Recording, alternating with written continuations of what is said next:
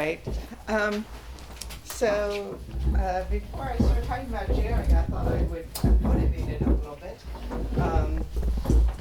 I think you've already heard about complex landscapes probably yesterday. And I will just start then just by talking about the archetypal problem, which or the Leonard-Jones interaction, so Leonard-Jones system. So if you have a system, right? I'm going to call this sigma tilde. The depth of the well is epsilon, V of R.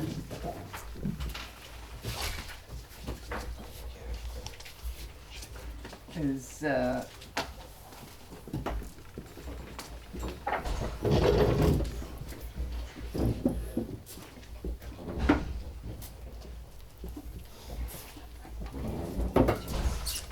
okay, so you have the Leonard-Jones interaction, which has a minimum, and that minimum is at 2 to the 1/6 sigma tilde, okay, which I am going to call sigma, okay?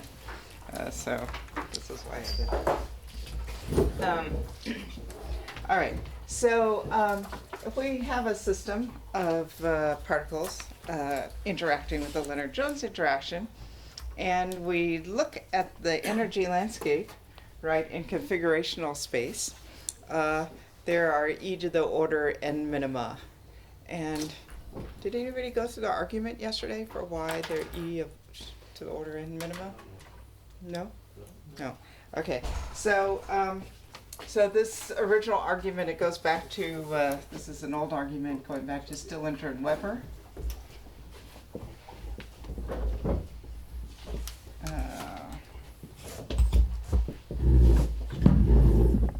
Okay, and the idea is the following. If you have a packing of such particles and you move them of order sigma, okay, they will you will end up in a new minimum. Okay, so the idea is you have these, just push a particle by sigma, end up in a new minimum, and so that says that the volume of a basin of attraction, okay, by that argument, the volume of a basin is sigma to the nd if I have n particles in d dimension, because that's the number of directions in configurational space. But the volume of the whole system, right, is of order n times sigma to the d, right, for a dense system. And so this means that the total and the total number of minima, okay, is going to be 1 over n factorial. Andrea, yes? Sorry, just one thing, because I didn't tell you. So you shouldn't write below roughly this, because it's hard for the people in the back. Got it. Okay. Yes. This will leave my range of writing very restricted because I'm very short. Okay. Okay. Okay.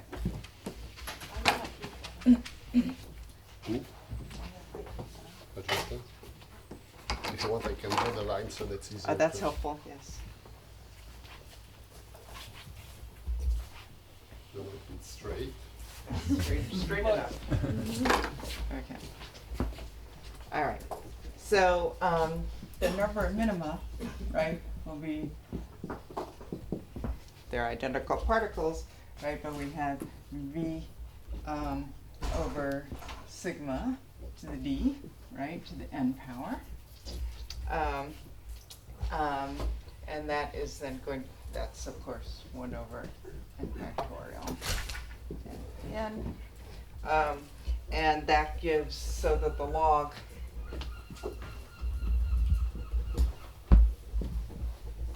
is of order n. Okay, using Stirling's formula, right? Because this becomes n log n minus n log n plus n. Okay, and so that gives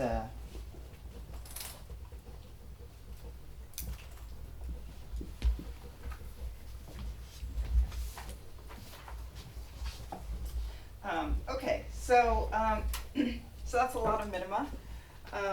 And the whole point, right, is to take a statistical view of this landscape.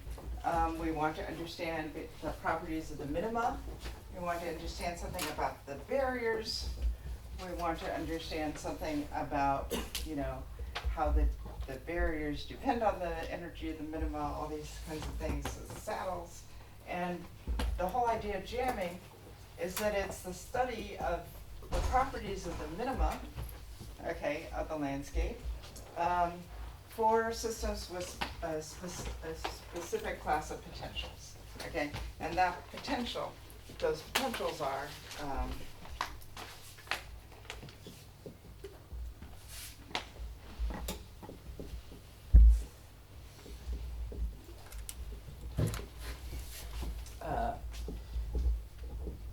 ones that vanish at a certain distance, which defines the size of the particle. So if it is 0, if r is greater than the size of the particle, okay, and below it, it's repulsive.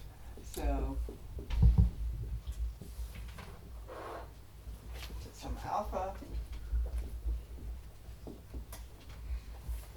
okay, and idea is alpha is greater than or equal to 2. And so, why do we want to look at this? So this says that if they start overlapping, there's a repulsion, and the more they overlap, the more they repel, right? So alpha equals 2 is just a harmonic repulsion. Why do we want to look at potentials of this type? So first of all, the theory of liquids, right? So this is, and I should say that the first studies of the properties of these minima for potentials of this sort was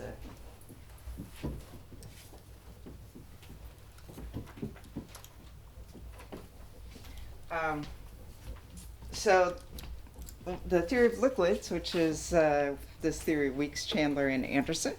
So let me write that down.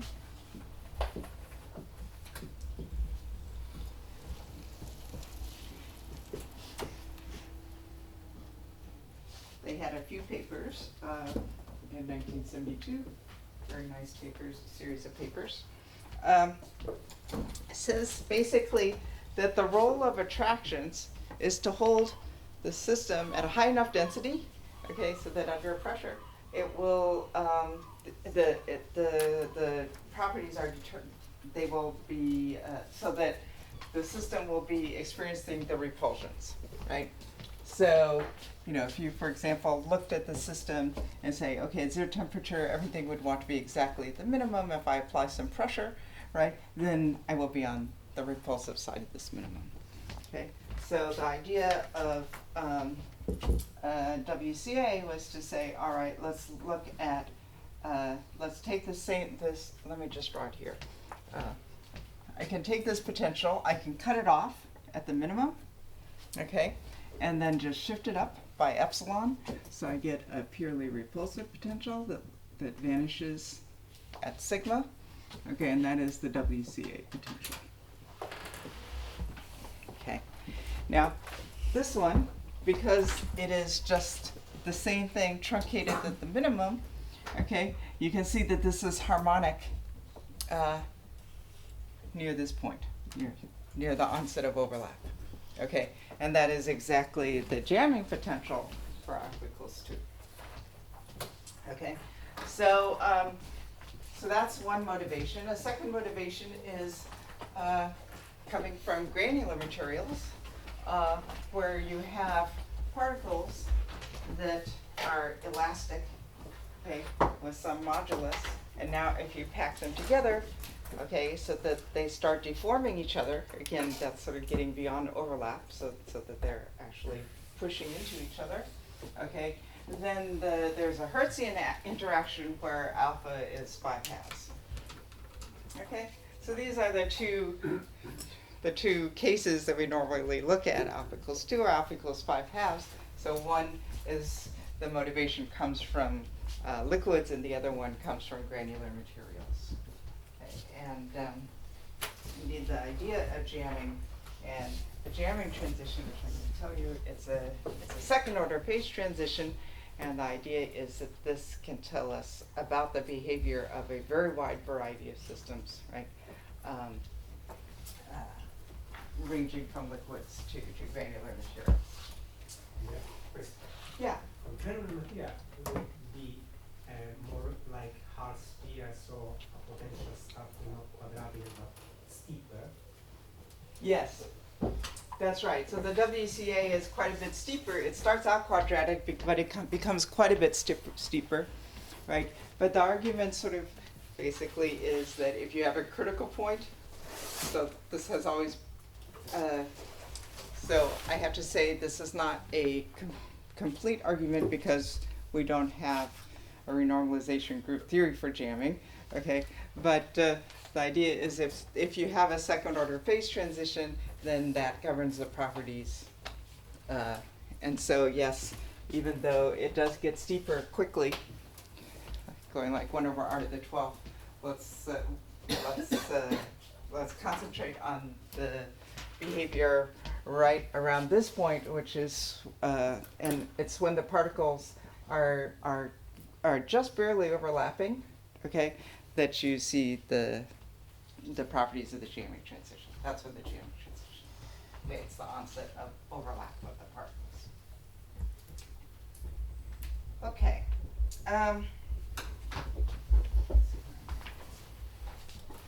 All right. So, what did I want to say? Oh, okay. So yes, the whole point of the theory of liquids, right, is that the structure and the thermodynamics of a liquid are very well approximated. The Leonard-Jones system are very well approximated by this WCA potential, right? That just the repulsions actually give you to tell you about the structure, the thermodynamics, and the attractions. Their main thing is to hold the system as high enough density, and they act sort of as a perturbation. Okay, that's the idea of the theory of liquids. And one question I should just maybe mention, since several of the people are in the room, is that so it's been since 1972, right? This has been applied to structure of liquids and the thermodynamics, but not to the dynamics. We just recently posted with Giulio and Olivier and David Reichman. Francois Lund is the first author on the archive.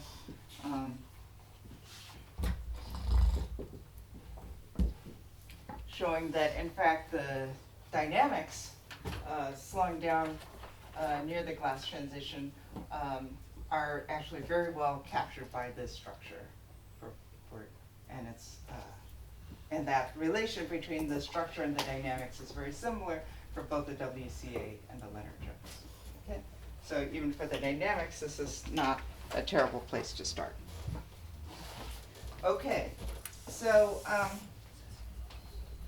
So the idea then is to look at the properties of these minima, and because we have this system which is purely repulsive now, okay, with and it's zero beyond the particle diameter, we're going to talk in terms of, instead of number density, I'm generally going to talk in terms of the volume fraction of these particles.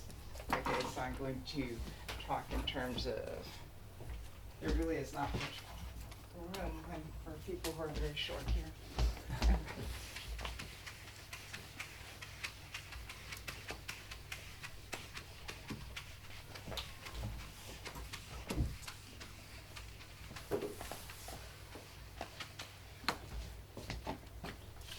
So I'm going to define phi, which is the number of particles of the volume times the volume of a particle.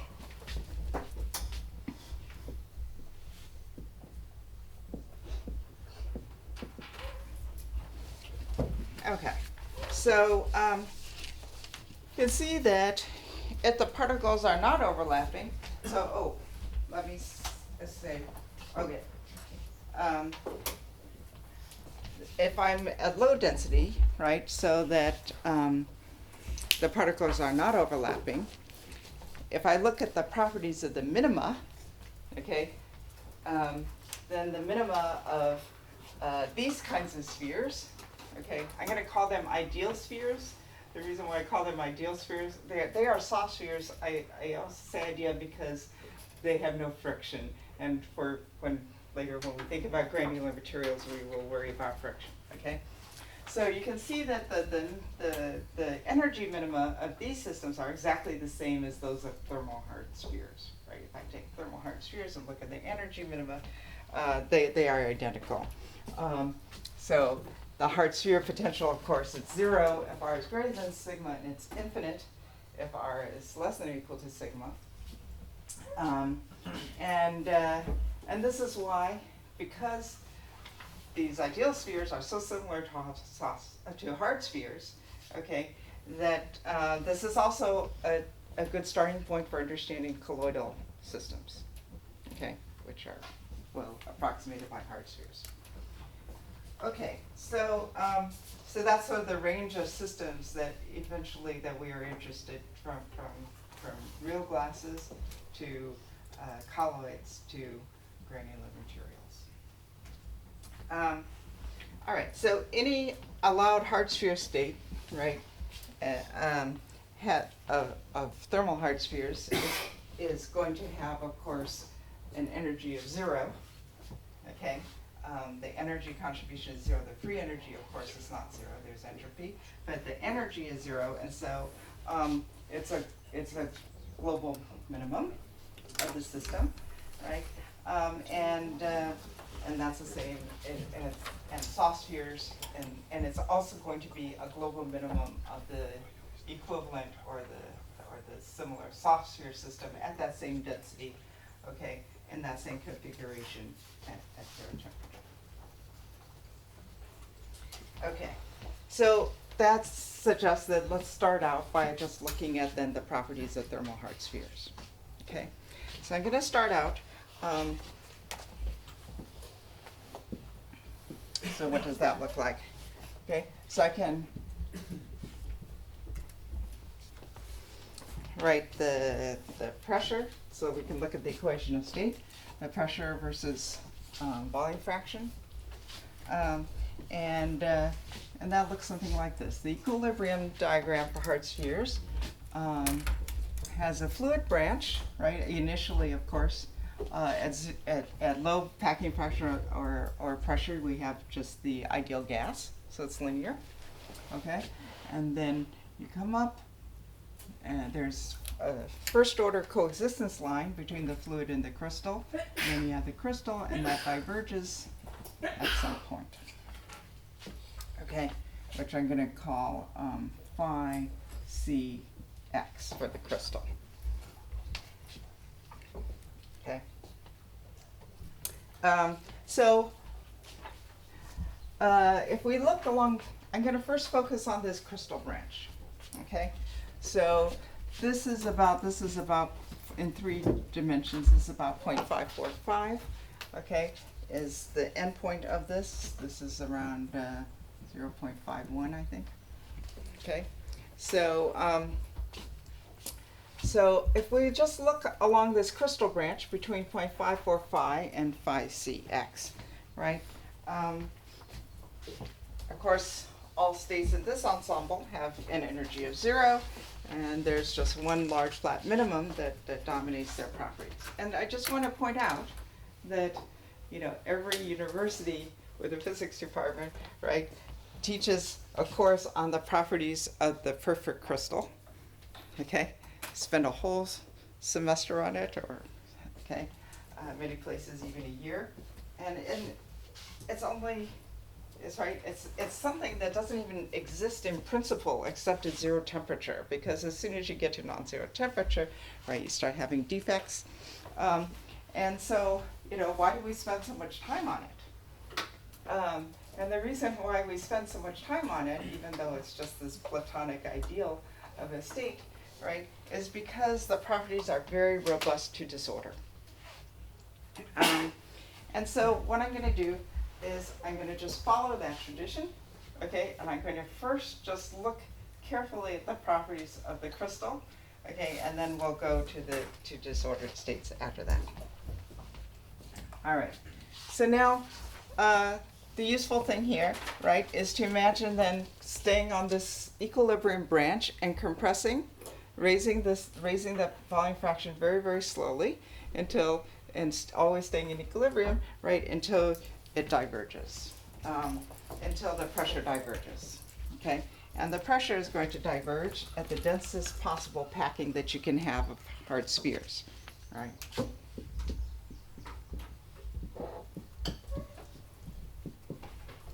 And what is that density? So that goes back to Kepler. Okay, so Kepler in 1611 was trying to get military funding. So he wrote a little proposal about what is the most efficient packing of cannonballs. Okay, and he said, well, if you have two-dimensional cannonballs, the most efficient packing is the triangular lattice. And if you have three-dimensional packings, the most efficient packing is the FCC crystal, or the HCP, hexagonally close packed crystal, right? And they were not impressed. He did not get funded. But he did write a nice little treatise on it. And so that was his conjecture, right? And the proof was not until the two-dimensional proof was done by Todt in 1953, and the three-dimensional proof of Kepler's conjecture was done by Hales in 1998. Okay, that these are the densest possible packings that are actually crystalline, okay, in 2 and 3D. And so in 2D, for the triangular lattice, it is the triangular lattice, okay, and the close packed density is pi over the square root of 12, which is about 0.91, and in 3D, it's actually, and let me say, I'm going to write FCC/HCP, okay, fine, close packing is pi over the square root of 18, 0.74. Okay. Let me just say that, so in 2 and 3 dimensions, the densest packings happen to be crystalline, happen to be ordered, okay? That it's believed to break down in high dimensions, so that in high dimensions, the densest packings are disordered.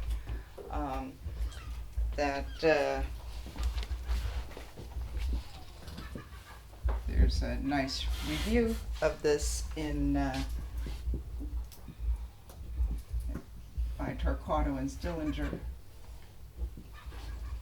in the Reviews of Modern Physics in 2010. Okay. So as you go to higher and higher dimensions, it crosses over from, we don't know where, from the densest packings being ordered to disordered. The other thing I should say is that you notice that the densest possible packing in 3D is lower than the densest possible packing in 2D, right? That continues as you go to higher and higher dimensions. The densest possible packing decreases.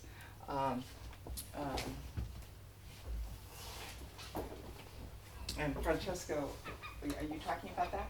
You'll be talking about that. So it goes like phi c goes like d over 2 to the d. Okay, as d goes to infinity. So and just physically, the reason why, right, is because as you go to higher and higher dimensions, right? The most of the volume is concentrated near the surface of the sphere, right? And that's where the void space is. It's where spheres cannot overlap. Okay, so the maximum packing density goes to 0. Okay. So let me just say a word about the FCC and the HCP, just because it has some consequences for the entropy. It's good to know. So the idea, right, is if you have a triangular lattice, let's see if I can draw this.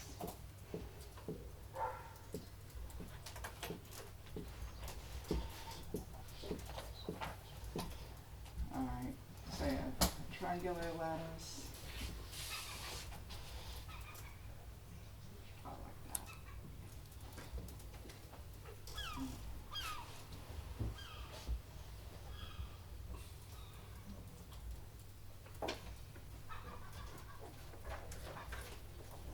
Okay. So both lattices, right? You start out with a triangular lattice, and now you stack the next layer on top. Okay, and as you can see, you have different choices for where to stack the layers. They're equivalent, right? You can take these points, the triangles that are pointed up. Okay, or equivalently, you could take the next layer and put it on these points, which are this set of triangles pointing down. Okay, so the next layer of triangles can go on top, either in overlapping with on top of these X's or on top of the O's. Okay, and if we call the X's, if we call that the B packing, so the original triangle I'm going to call the A, the original triangular lattice I'm going to call the A lattice, and then call this the circles the C lattice, right? Then the FCC lattice is ABC, ABC, etc. Just repeating. We stack the triangles in that orientation. The HCP is just AB, AB, or equivalently, right, AC, AC. And any stacking, so I can take any ordering of B and C here randomly. I can choose A randomly, B or C, A randomly, B or C, right? And these will all have the same packing density, same close packing density, right? So that's the random FCC HCP. Turns out that if you are just a little bit below though, so they all of these lattices have, so that's e to the, okay, well, so that has this one-dimensional order, right, or one-dimensional entropy associated with the different possible choices of B and C, right? So they all have exactly the same phi CX, but if I'm just a little bit below, okay, and then it was shown by Mao and Hughes that the FCC actually has the highest entropy. Okay, so.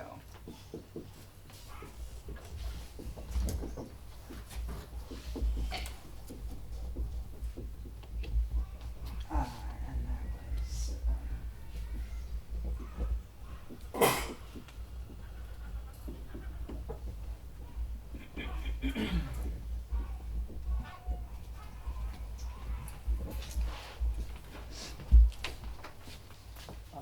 yeah.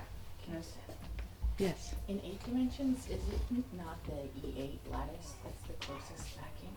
Yeah, in 8 dimensions, there are certain dimensions where it's been proved. 8, I think there's maybe 12, and there's 20. There's certain dimensions, they're all even dimensions, where there are things where there are particularly efficient packings, yes, which have been demonstrated. Yeah. The drawing there is like triangular lattice in 2D, right? Yes. So, I mean, if I put the boundaries, it's like having 16 triangles of the same area over 18 possible. right? Oh, it's just shifted over. So you just shift it over, but I imagine the system is infinite. Yes. So the next layer is just shifted relative to the first layer. Right, but, okay, that's right, but if I have to look at the densest possible packing, I fix a volume. Am I right or not? In the thermodynamic limit. Okay, okay. Yeah. Okay. Yeah.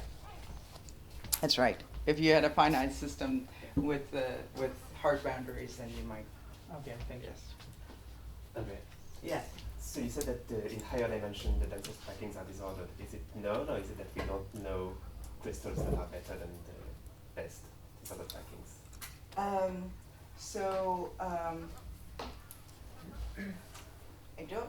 I think it has not actually been proved that the densest packings are disordered. Okay. That is still just. That's conjectured. It's still conjectured. Yeah. There is actually not a proof. One thing I should say is that as you go to higher and higher dimensions, also for people who are interested in glasses, right, the nucleation barriers get higher and higher. So it becomes harder and harder to nucleate the crystal. So it's actually easier to form glasses as well. But yes, it is not proved. It's just believed to be true. All right. All right, so now I just want to draw the connection between, I've spent a lot of time talking about this phi C of the crystal, right? This densest possible packing. And the reason why I have is because there's a very natural connection between the densest possible packing of hard spheres, okay, and the onset of overlap of soft spheres, right? Because once you reach the densest possible packing, if you compress it further, they must start overlapping. And so just to make that concrete, right? Again, let's suppose we have the WCA potential, right? We can think of things that there are three-dimensional parameters that are important for the WCA. One is the energy epsilon, there's the mass of the particles, and there's the particle diameter sigma. You can make everything dimensionless in terms of these variables. And so the equation of state, right, of the WCA is going to be some function. We typically say, okay, it's the temperature over epsilon, right, and the pressure, just write sigma to the D over epsilon. Okay, and I can equivalently write this, right, in terms of the temperature over the pressure, and then the pressure over epsilon. Okay, so if I think about hard spheres, right, I first take the limit, if I take the hard sphere limit of the WCA, that corresponds to epsilon going to infinity.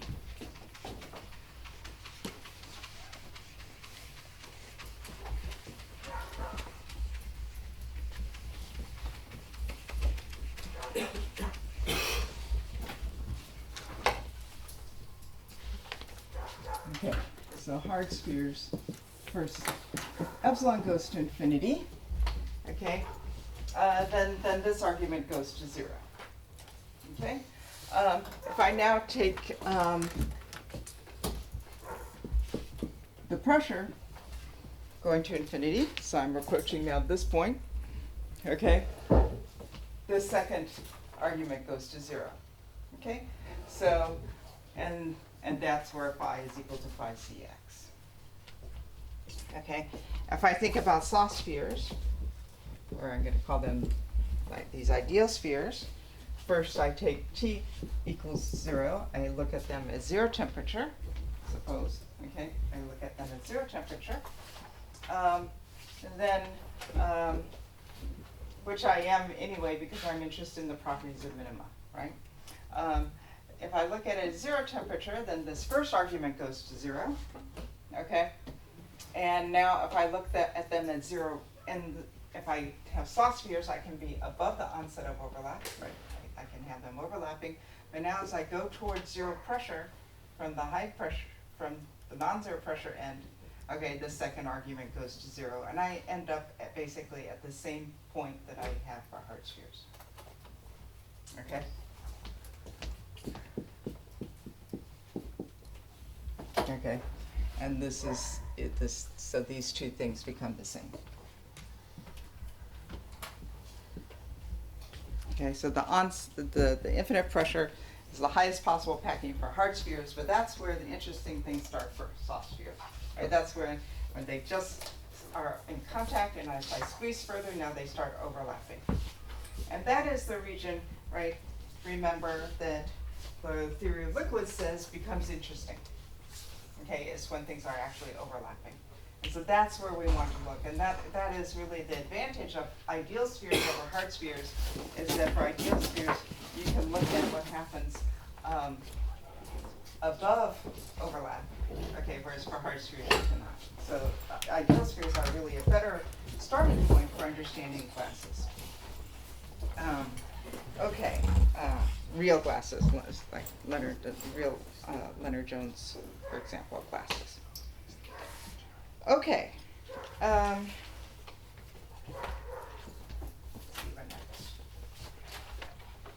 I'm just amazingly jet lagged. I've been traveling since Saturday afternoon, so can really.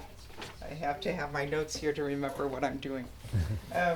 Okay, so what I'm going to do then is we're going to be looking at this perfect crystal, okay? But now I'm going to look at it on the soft sphere side, on the ideal sphere side, where they're overlapping, okay? Now, if I imagine coming up to this from below, right? If I think about the energy landscape just below this point, okay, just below the phi cx, then I have a flat energy minimum surrounding every point corresponding to the perfect FCC, the HCP, and all these random FCC, HCP layers, right? So each of these minima in configuration space has a flat space, okay? That flat space is bigger for the FCC than for the others. It's Mountain Hughes shared. Okay. Now, what happens as I now raise the density towards this point is that those flat regions around each minimum, okay, around the perfect FCC, for example, start shrinking, right? So each one starts shrinking, okay, until right at this point, it just becomes a single point, okay, at the perfect crystal. All right. Now what happens if I keep going and the particles start overlapping? Imagine the FCC, right? Then I still have my FCC configuration, they're just overlapping, and the energy of the minimum is now going to lift off from 0. Okay? Because overlaps cost me energy. Okay, so the point is that if I'm below overlap, okay, at t equals 0. All right, everything's boring, right? The energy of the system is 0. The pressure of the system is 0, right? If I ask how much does it cost me to shear it, the shear modulus is 0. The bulk modulus is 0. Okay, the number of neighbors in contact or overlapping neighbors is 0. Okay, for particle, everything's boring. Okay, now what happens though as I compress above overlap with say one of the jamming potentials? Okay, well then the energy is going to lift up, and how much it lifts off depends on that x1 and alpha in my potential. Okay, so now what I'm going to do is I'm going to just get rid of alpha once and for all. We're never going to mention alpha again, and the way we're going to do that is as follows. Okay, I'm going to define an effective spring constant okay, which depends on alpha, okay? And so if you just take two derivatives of the jamming potential, which I'm not going to write again, but well, maybe I should write it again. I'll write it here.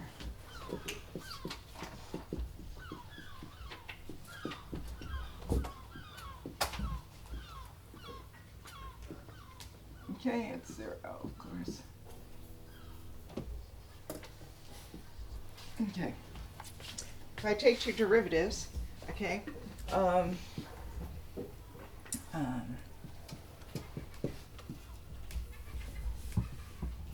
going to define this thing, which is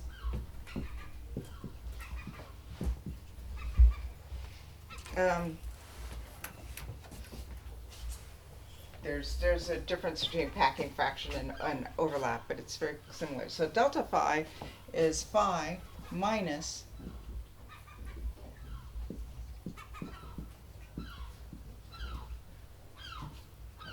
this packing fraction corresponding to the onset of overlap. Okay, and you see the difference between alpha not greater than 2 or alpha equals 2, right, is that for alpha equals 2, the spring constant is just a constant. It's just harmonic springs, right? But if I have something that's Hertzian or some other potential, as I compress it, the spring constant actually gets larger. And I'm going to get rid of that by defining this effective spring constant, which depends on how much I've compressed it, okay? And I'm going to write all my properties in terms of that. So, for example, the energy I can make dimensionless, okay, by taking the actual energy, the dimensional energy, okay, and dividing by K effective sigma squared. Okay? For example, the pressure I can make dimensionless by taking the actual pressure sigma to the D over D minus 2 over K effective, etc. Okay? So I can take all of these quantities and make them dimensionless with this effective spring constant, and then the behavior is going to be identical for all potentials, okay, for all values of alpha. And I can just talk about it in terms of what happens for the harmonic case for alpha equals 2. All right, so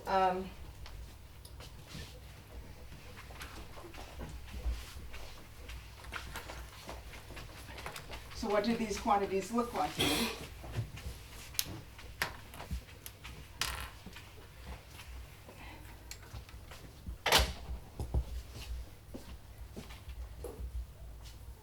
So for the perfect FCC, okay, it turns out that G is just a constant, okay. I forget that, it's actually a number, I forget what it is, I should have looked it up, but it is a number of order 1, okay, as in these units, okay, as the pressure goes to 0 from above, but it's actually the same constant at all, it's just a constant, okay, at all pressures. The perfect FCC is just a constant. Let me just say, for P greater than equals, for P greater than 0.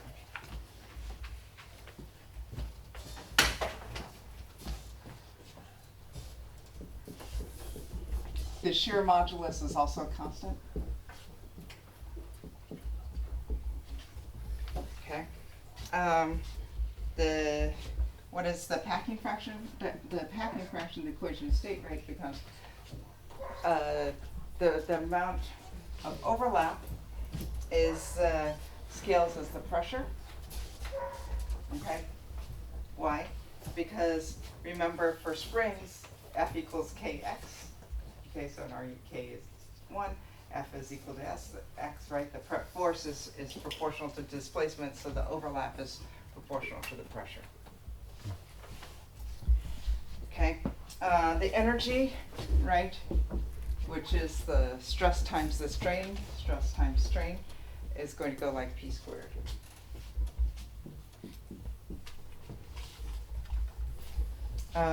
And the number of overlapping neighbors is, of course,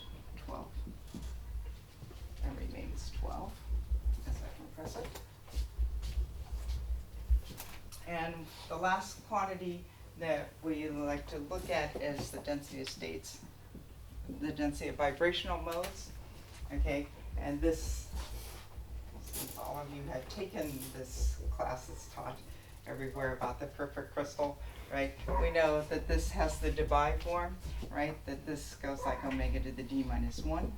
And this comes from long wavelength sound modes, okay? And so at low omega. Okay, so density states looks like that. All right, and in fact, you know, this already tells us the bulk modulus, the shear modulus, these properties can be written in terms of integrals over the density states, right? And why is the density states so robust? Well, the idea is, right, as I said, this comes from sound modes. And as the frequency goes to 0, the wavelength of those sound modes goes to infinity. Okay? So first, robustness to disorder.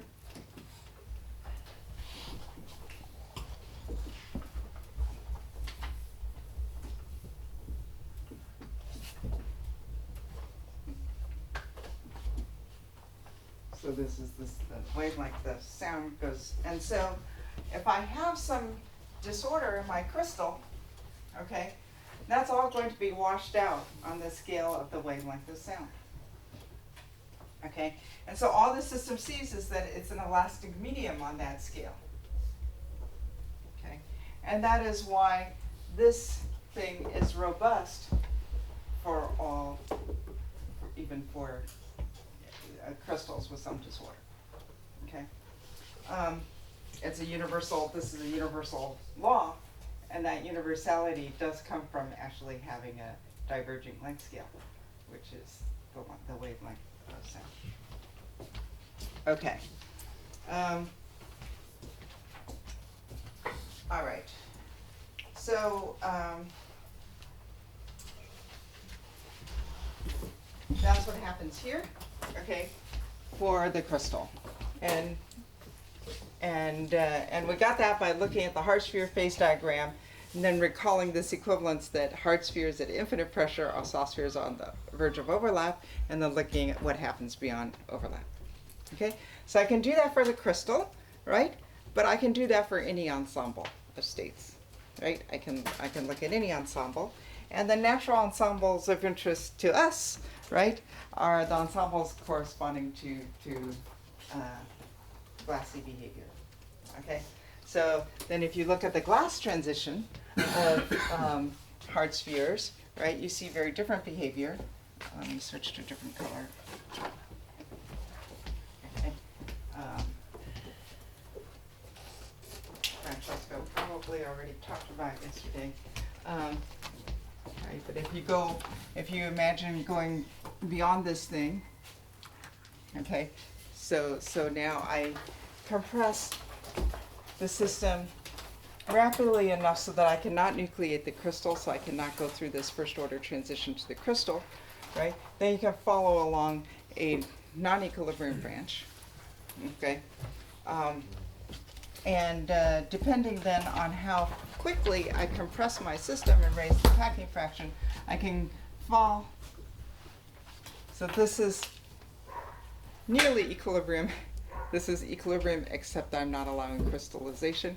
Okay, if I compress, I can fall off of this curve. Okay, or if I compress a little more slowly, I can fall off this curve at a different point. Okay, so I can fall off this curve at all these different points, and I can follow then the resulting line. I will follow some line. Francesco will talk about what happens along this. Okay, but at some point that line, right, will reach infinite pressure. Okay, and that's an ensemble of states that I can create. Those states then all have, that were prepared in this way, all have the same phi c, Okay, that phi c is lower than the phi c of the crystal.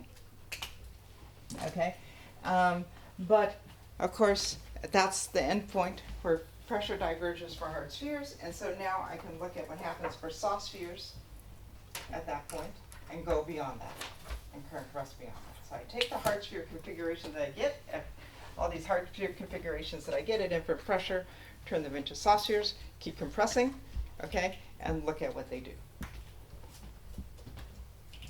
Okay, and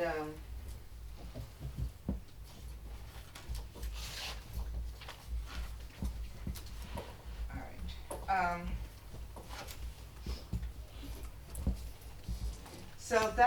So these systems, right? So basically what we're doing is we're taking the huge number of minima that we have,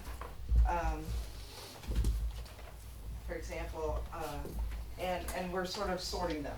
We have a huge number, e to the order n minima at each packing fraction phi, right? And now we're sort of sorting them into ensembles, and I'm now going to look at the ensemble of states where the hard spheres diverge at phi c. Okay, and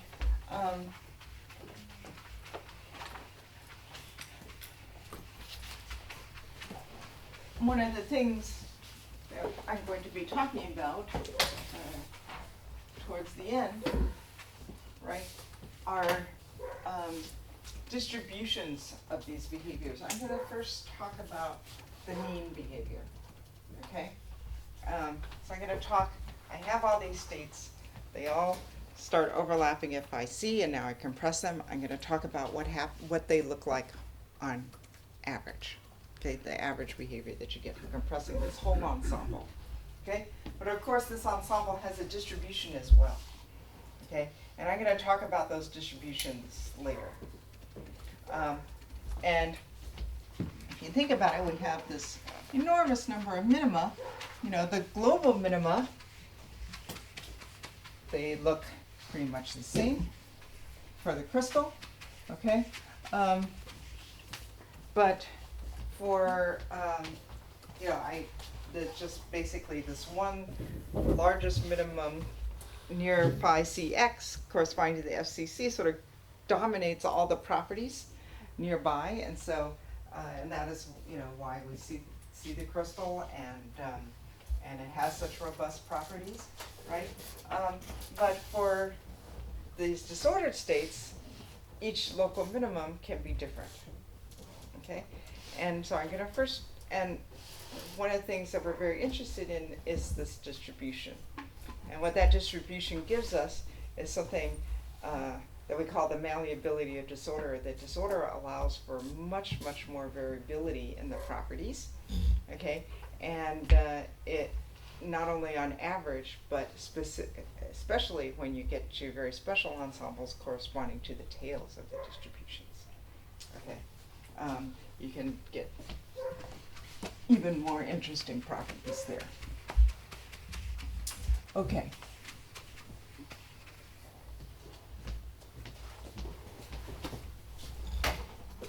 So now I'm going to talk about what systems look like above individual phi c's, okay? So corresponding to different branches of the liquid line of this coexistence curve, okay? That becomes the glass. Okay, so so for here, so the first very interesting thing that I should say is that each of these different ensembles has a different phi c, okay? But it turns out that the scaling of all the properties I'm going to tell you, okay, are the same for each of these ensembles. Okay, so there's this universal scaling associated with the behavior above overlap that does not depend on the actual value of phi c. Okay, it is different from that of the crystal, but all of these that you get by following these different trajectories past the glass transition or past the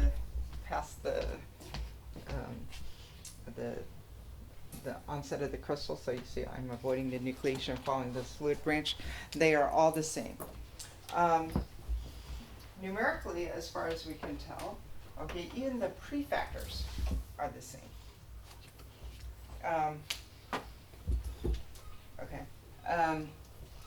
They only get, the prefactors only become different when I'm really quite close to the crystal. So what I'm going to tell you is actually extremely robust. Okay, so the first thing is the same as what I had before, right? Is that how much do I compress as a function of the pressure? And this is again proportional to pressure. And again, this is just from the properties of springs, F equals Kx. Okay, so this is more or less obvious. Okay. The second thing is that all of these things at the onset of overlap, okay, the number of neighbors, okay, if I'm below overlap, the number of overlap, or right at overlap, okay, the number of right at touching, where they're just touching, the number of overlaps is 0, okay? But now if I compress it infinitesimally above, the number of overlaps jumps discontinuously to ZC, okay, where ZC is equal to 2 times D. And of course, it jumps discontinuously for the FCC too, right? It just jumps from 0 to 12, okay? For disordered systems, it jumps to 2 times D. And where does that come from? That's this Maxwell argument.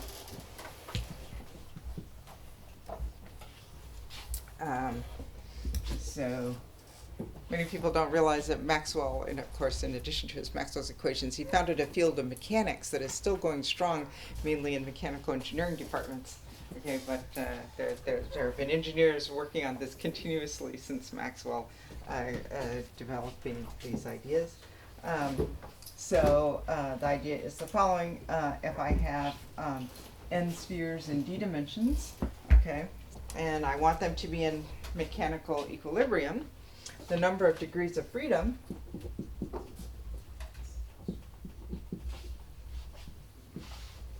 is equal to nd. And if I want the system to be in mechanical equilibrium, all of these degrees of freedom must be constrained. And they are constrained by the overlaps with other particles that are exerting forces.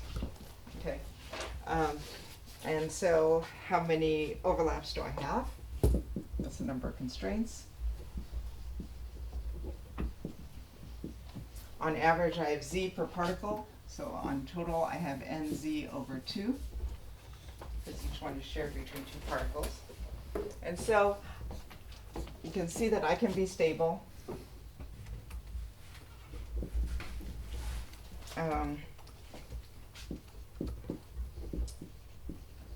This is if I don't waste any, right? Wasting is called creating states of self-stress. And at the onset, right? At onset, ZC is actually exactly equal to 2D. That can be stable if I didn't waste any, not a single one. Okay, that can be stable, and indeed for spheres, it is actually stable. Okay, so and why do I say that? I say that, for example, the shear modulus. Okay, scales like p to the 1/2. It goes to 0. Okay, but it vanishes only at p equal to 0. As p equal to 0. Yeah. I'm confused about the first statement with the delta phi. So Yes. P is the reduced, it's pressure? Is the pressure. P is the pressure. So, and that really just comes from springs. That, remember, everything that I say now, I've scaled out the effective spring constant, so I can just be talking about harmonic springs now. Because I was thinking a giant P is infinity. I've switched to soft spheres. I've taken my ensembles of P equals infinity hard sphere states. Okay. I've converted my hard spheres into soft spheres, and now I start compressing. Okay. Okay. So Yes. you thought it was like inverse of Yes. so now P is zero. No, so what I'm doing is I'm taking my thermal hard sphere systems, I take it to P equals infinity, and now remember that mapping of P going to infinity hard spheres being the same as T equals 0 soft spheres at the onset of overlap.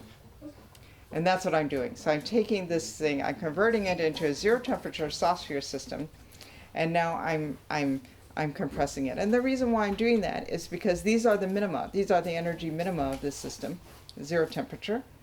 Okay, and I want to study the properties of these minima. So you do that because in hard spheres we cannot define. Hard spheres, I can't go beyond phi c, but liquids, real liquids, live beyond phi c at phi greater than phi c. Okay, so this is why I'm interested in the soft spheres. Yes, thank you. That wasn't clear. Okay, so this is a scaling of the shear modulus near 0 pressure. Okay, the bulk modulus, interestingly, still goes to a constant. So the bulk modulus behaves much like the FCC crystal. It approaches a constant, okay? But the shear modulus does not. It actually goes to 0, okay? I will talk about this in more detail soon, okay?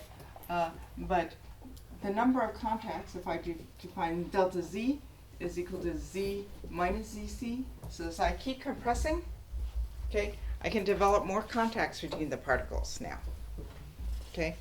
And, or more overlaps between particles. I overlap with more and more neighbors as I compress, okay? And delta Z scales like pressure to the 1/2.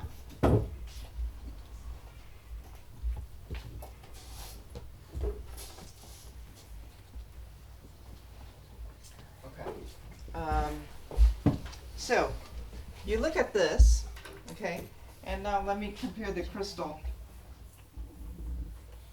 the ratio of the shear to the bulk modulus as a function of pressure for the crystal and for jamming, right? So this is the crystal, and this is jamming. Sorry, this is the log. This is the log. Okay. So the crystal is just constant, okay? And then at 0 pressure, if I now go below overlap, it will drop discontinuously, right? So that's a first order transition, a discontinuous transition. But jamming, you see, it goes continuously to 0 as I lower the pressure. Now it looks like a second order transition. At least it's continuous. And now you can ask, are there diverging length scales associated with this? Okay. And indeed there are. Right, so let's see. I guess I'll start talking about that here. So first what I'm going to do, I'm going to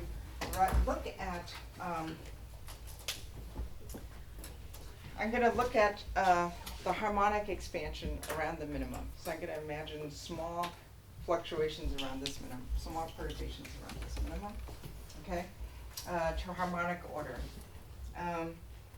And the reason why I do that is because when you're looking at linear response, something like the shear of the bulk modulus, okay, that's done within the harmonic expansion, right, harmonic approximation. Okay, so linear response corresponds to the harmonic approximation.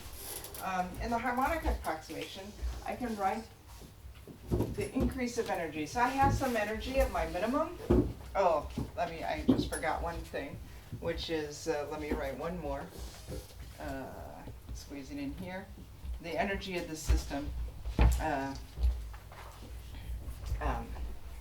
still scales like p squared.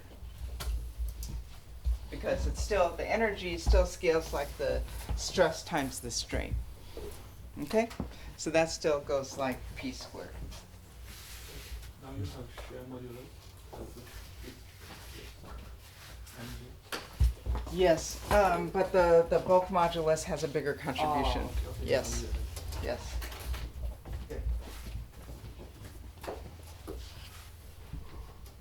Okay, so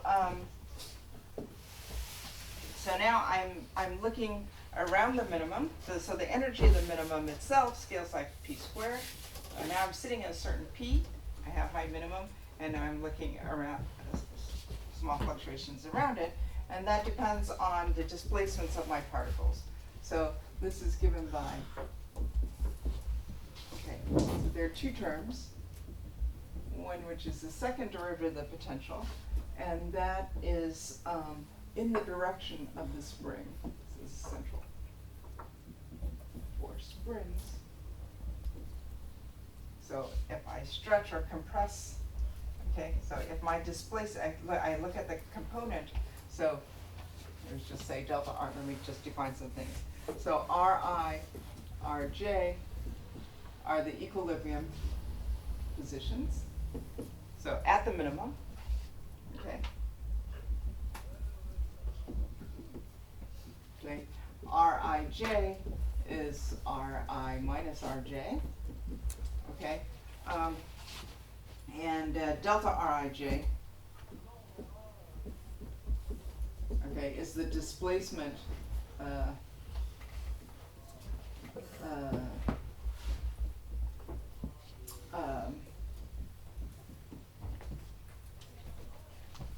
the difference between the displacement of particle I and the displacement of particle j, okay? And I can look at it in the direction of the vector connecting the two particles, okay? That's this contribution, okay? Plus there's a separate contribution, sorry, this is gonna get crowded, v prime over Rij, so that Rij, okay, times the perpendicular sorry. Okay. Piece. So this is the projection of delta Rij onto the plane that's perpendicular to the line connecting the centers of the two spheres. Okay, so there are these two terms. And this is the same thing. This is exactly the same thing that I would get from taking, let's look at just the harmonic case since I have scaled out my K effective anyway. Okay, this is exactly what I would get for a network of springs, okay, where the bonds, so the bonds correspond to overlaps between particles. And the nodes of my network correspond to the centers of particles.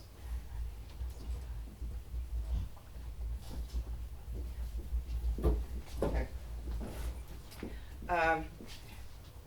So if I took this network and I just translated it so that I put a bond whenever there's an overlap, okay, and I put a node wherever there's a particle center, okay, then these bonds have tensions on them that are given by these V prime ij. So these bonds can either be stretched or compressed. That's this term, okay? And then there's this term, which is just the spring constant, okay? So I have these two contributions to the displacements for that network. So this network at harmonic order is identical. And that means that, for example, if I look at the shear modulus of this network, okay, it'll be identical to the shear modulus of the original particle packet. And we often look at that. Okay. Now, a good starting point for looking at this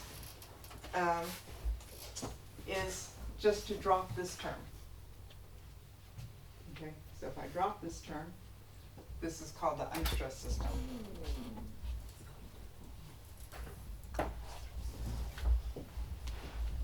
This is, sometimes people call this a stress, sometimes they call it a pre-stress, okay? But if you drop that, you end up with a network where every spring is at its equilibrium length to begin with, okay? So there are no stresses on it. And that is a starting point then for understanding this. So we're gonna start first by dropping this term and just focusing on the network that we get from this, where every spring is at its equilibrium length. Okay, how am I doing on time? I end at So you stop at noon. noon. So you have 10, 13 minutes. All right. Try to do the cutting argument.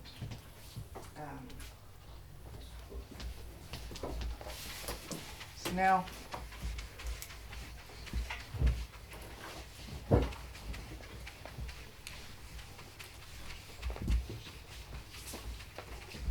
I'm going to consider this unstressed network. Okay, I'm going to do what's called the cutting argument.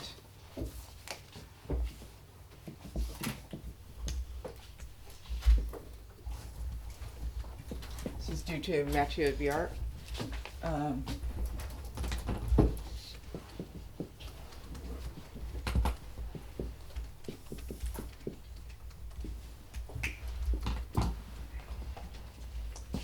Okay, so the idea is, let me take my network, my unstressed network that I got from dropping that term, okay, network of springs, and now I'm going to cut a cluster out of it, okay? So cut a cluster of size L.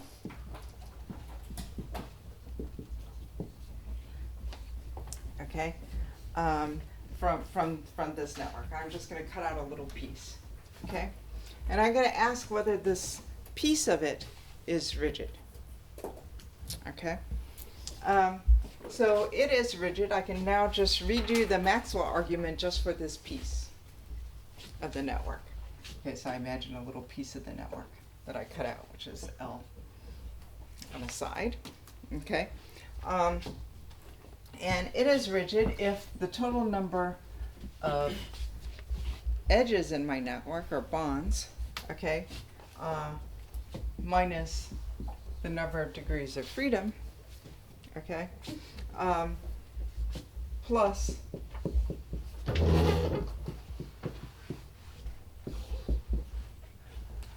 is greater than 0. Now, I included this because I'm talking about, before I was talking the thermodynamic limit, okay, where n was going to infinity.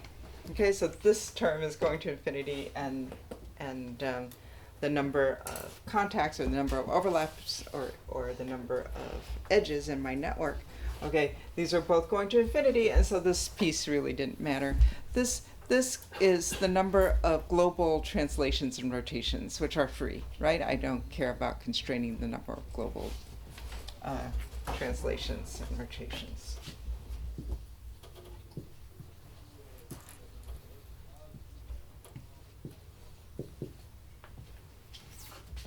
Okay, so let me look at these. So this is, of course, the same as the number of nodes that I have. What about NC? The number of bonds in my inside this cluster. Okay, well, I can write it as, it's 1/2, right? The number of the average coordination number of the nodes in my network, how many bonds are coming out of each node, okay, on average, in the bulk, okay, times the number of nodes which are not at the boundary.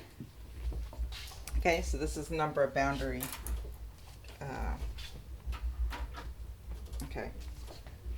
boundary nodes.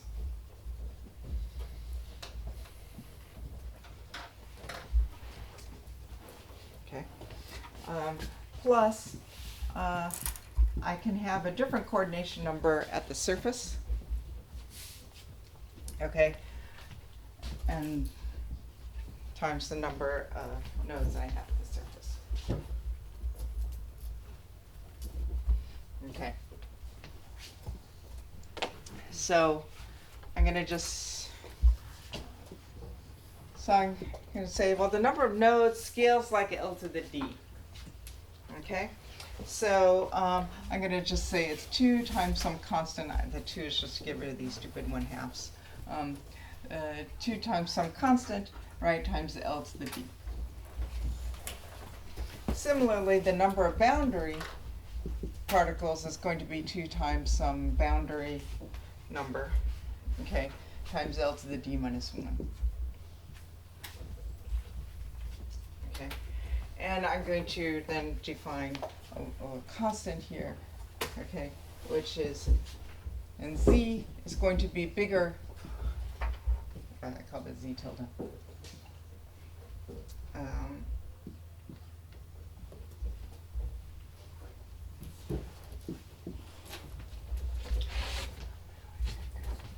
The coordination number is bigger in the bulk than it is at the surface. Okay. So you take this, you put that together. You take this and you put it, substitute this into this expression here.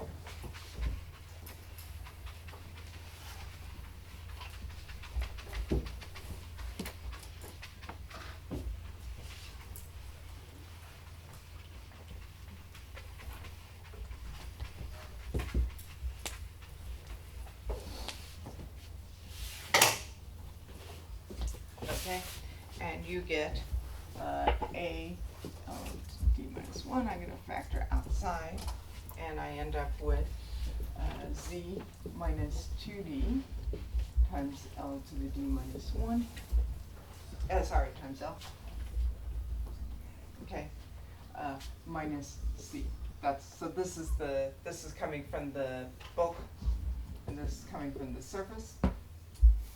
Okay, and this must be greater than or equal to this thing.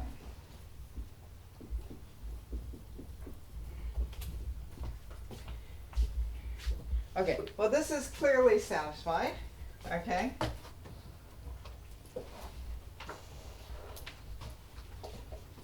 Unlike Eric, I really am a physicist, okay?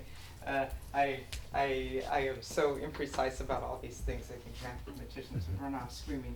Okay. But the point is that if L is greater than C over Z minus 2D, right, then this is satisfied, for sure. Okay? And in fact, you can show there's an upper bound, which is constant. This depends on the shape of your cut.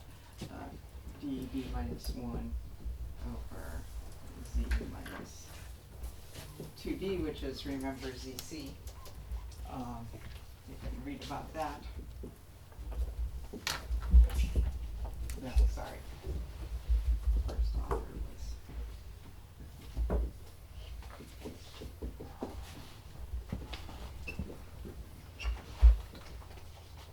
Soft Matter 2015. Okay. All right, so there is a length scale beyond which you are rigid. We call that cutting length. Okay, so this scales then as 1 over Z minus ZC, which therefore scales like pressure to the minus 1/2. Okay, according to what I showed you earlier for jamming, and that goes to infinity, right? So there is a diverging length scale associated with this. Yeah. What is the L's max in the WC? There's an upper bound on this. So you can construct this argument and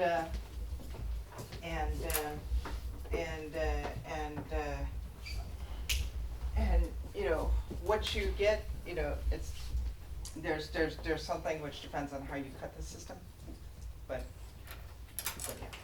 So is WC capturing how you cut the system? Like what is WC? WC captures how you cut the system. So for a given cut, you can figure out what the upper limit is. A question. Yeah. The number of trivial degrees of freedom, rotations plus translations, there is 1/2 d times d minus 1. There becomes plus 1. The reason is that I think in the first term is not properly accounted for translations. It should be d times d plus 1. Yes.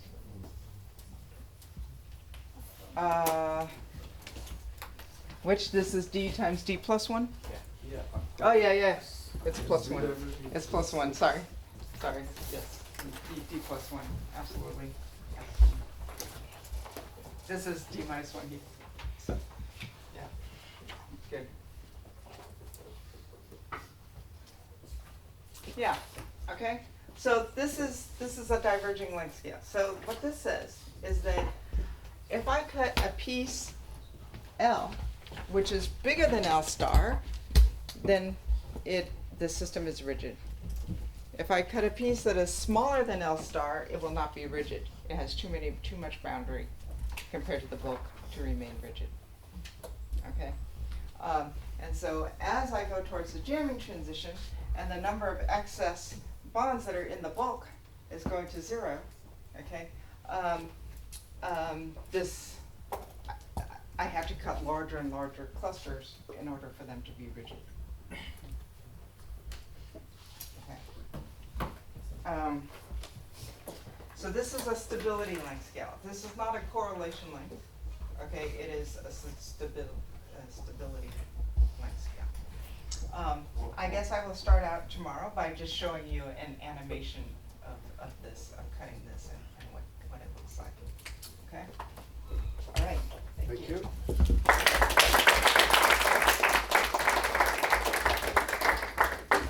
Questions? Yeah. I find it striking that the excess packing fraction scales linearly with the pressure, the Hooke's law behavior.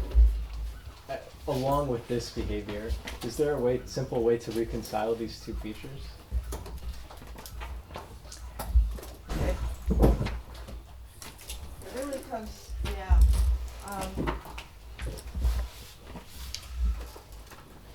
So it's a question of stability to, so the bulk modulus, remember, is a constant. It goes to a constant. But it's a shear modulus that goes to 0. Okay, so it's a question of so for the pressure, what matters is the bulk modulus. We're compressing, okay?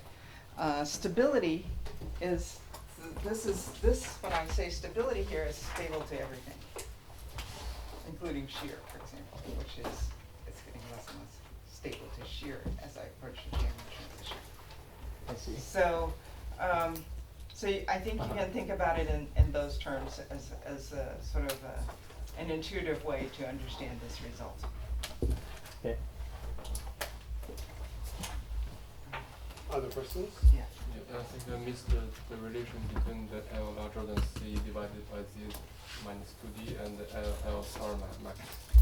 Because ZC is 2D. ZC is in fact 2D. Oh, how did we get this? Yeah. No, I didn't go through that. But yeah. So you can do a more complicated argument, because you could say, well, what if I chose not to cut a compact cluster? What if I chose to make a fractal cut, or something like that? You know, you can imagine making all different kinds of cuts. Okay, and